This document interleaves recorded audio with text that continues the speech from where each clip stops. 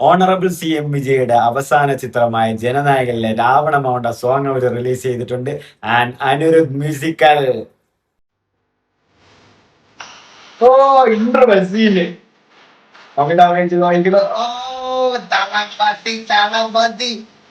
ഈ കട്ടുമായിട്ട് തിയേറ്റർ വന്നപ്പോ എന്തായിരുന്നു ഓ സീനായിരുന്നു.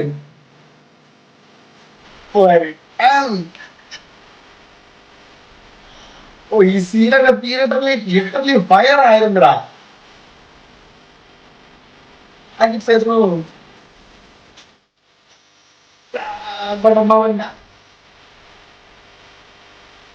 ఏమంట తోటిట కొబ్బనియమంట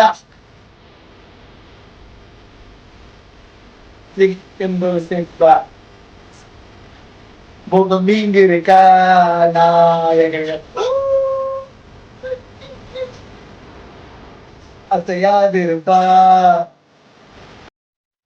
കാരണം ഇതൊരു പ്രതീക്ഷിക്കാത്ത സീനായിരുന്നു കേട്ടോ.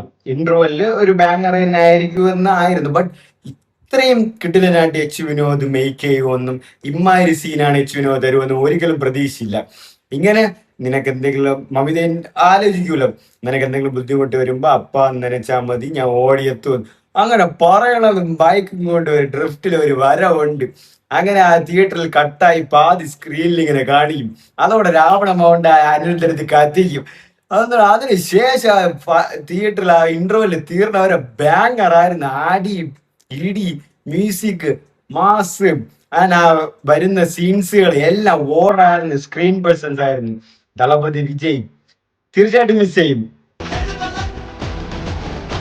അവൻകഥ ഓ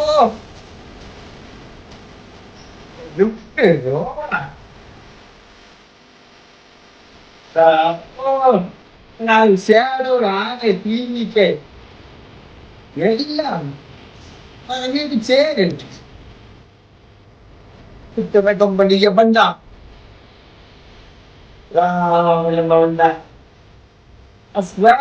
സ്ക്രീൻ പ്രസൻസ് ഓണാണ്. ആയിരം പറഞ്ഞാലും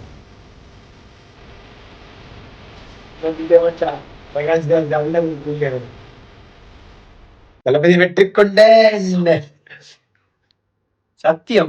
അതായത് ഈ ഒരൊറ്റ പാട്ട് തന്നെ അനിരുദ്ധ് തളപതി വിജയ് ഫാൻസിന് കൊടുത്ത ഒരു ട്രീറ്റ് ആണ് രാവണമോണ്ട. അതായത് ഫസ്റ്റ് തളപതി കച്ചേരി റിലീസായി, രണ്ടാമത് ഒരു പേരെ വരലാറ് റിലീസായി, മൂന്നാമത് ചെല്ലമകളെ റിലീസായി.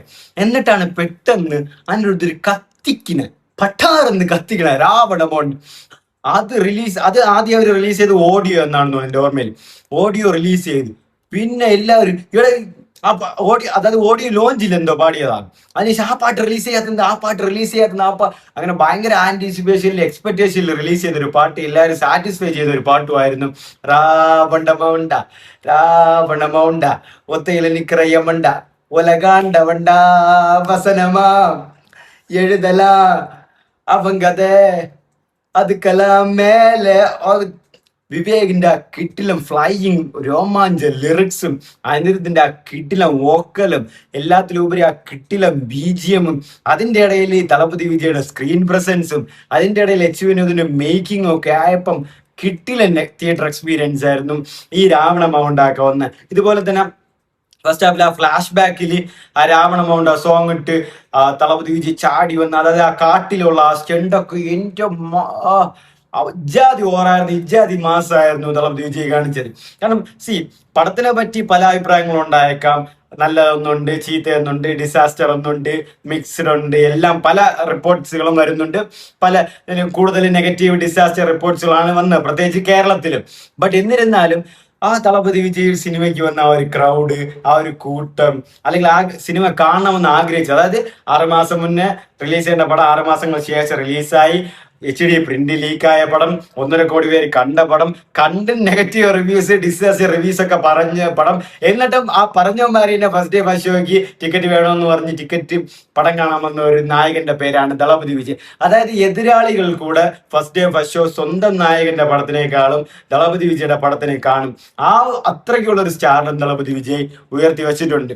കാരണം ഒരു എന്താ പറയാ ഒരു ഫസ്റ്റ് ഡേ ഒക്കെ ആകുമ്പോൾ ഒരു തിരക്കുണ്ടാവും. ദളപതി വിജയുടെ ഒരു ഫസ്റ്റ് ഡേ ഒക്കെ പറയുന്നത് അത് വേറൊരു നടനും പറ്റുന്ന ഒരു ഫസ്റ്റ് ഡേ പോലെ അല്ല. അതെല്ലാവർക്കും നന്നായിട്ട് അറിയാം. അതിന് ആരെ കൊണ്ടും പറ്റുന്നില്ല. അത് ആ ഒരു ഫസ്റ്റ് ഡേക്ക് പോയിരിക്കുമ്പോൾ ആ ഒരു ക്രൗഡ്, ആ ഒരു വിളിയും കൂവലും, ആ ഒരു എനർജി. നല്ല പടങ്ങളുണ്ട്, മോശം പടങ്ങളുണ്ട്. മോശം പടങ്ങളായാലും ഉറക്കം വരും. പക്ഷെ മോശം പടങ്ങളിലും അവിടെ ഇവിടെയൊക്കെ ആയിട്ട് എല്ലാവരും ഉണർന്നും പിടിച്ചൊക്കെ ഇരിക്കുന്നുണ്ട്. ബട്ട് അങ്ങനെയല്ല മറ്റു നായകന്മാരുടെ പടത്തിൽ, പ്രത്യേകിച്ച് ദളപതിജിയുടെ പടത്തിൽ ആ ഒരു ഫസ്റ്റ് ഡേ ഫസ്റ്റ് ഷോ എന്നൊക്കെ പറയുന്നത് അതൊക്കെ ഇനി നടക്കുമെന്നൊന്നും ഇനി ആരെ കൊണ്ടും പുള്ള ഔട്ട് ചെയ്യാൻ പറ്റുമെന്നും തോന്നുന്നില്ല. സത്യത്തിൽ ആ ഒരു പേരിനോട് നീതി പുലർത്തുന്നതാണ്. അതായത് ആ പാട്ടുകൾ ദളപതി കച്ചേരി, ദളപതിയുടെ കച്ചേരി, ഒരു പേര് വെള്ളാരു, ആ ഒരു പേര് ചരിത്രമാണ്. ആൻഡ് ഇത് രാവണം മവണ്ട, ദളപതി വിജയ്, CM വിജയ്, രാവണം മവണ്ട, സത്യം.